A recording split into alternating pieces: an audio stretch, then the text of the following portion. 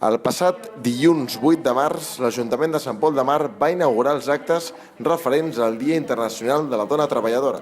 La sala Ainaud de la Sarte va ser el lloc escollit per emetre un interessant documental que explica la història d'una dona de poble. El reportatge es va fer durant el taller del documental creatiu de la Bon.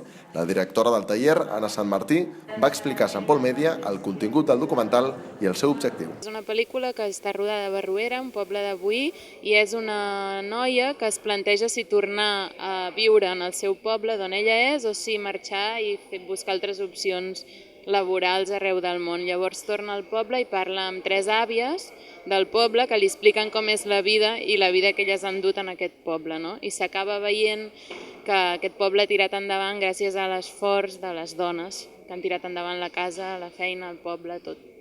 I és el taller documental de la Bon Maison, és un taller on s'apunten dones de diferents perfils i en 4 mesos es passa d'una idea de documental a rodar un documental des de coneixement zero a vegades fins a veure una pel·lícula que s'acaba estrenant normalment en cinemes o cinefòrums com avui.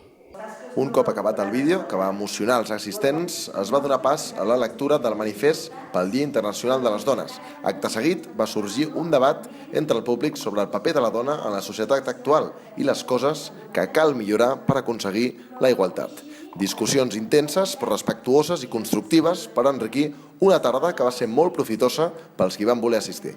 La regidora d'Igualtat de l'Ajuntament de Sant Pol de Mar, Marta Romà, va assegurar a Sant Pol Media que actes com aquests són, lamentablement, encara molt necessaris a la nostra societat. Desgraciadament encara és important de tenir-ho en compte i de fer-ho perquè ja ho veiem, hi ha noies molt joves que encara es troben que no se senten iguals i per tant es necessiten encara aquests actes d'igualtat. Tot i que sembla que no sigui així, tal com deien alguns homes en aquest taller, que sembla estrany que en aquestes èpoques i en aquests anys encara s'hagi de fer, però encara és necessari.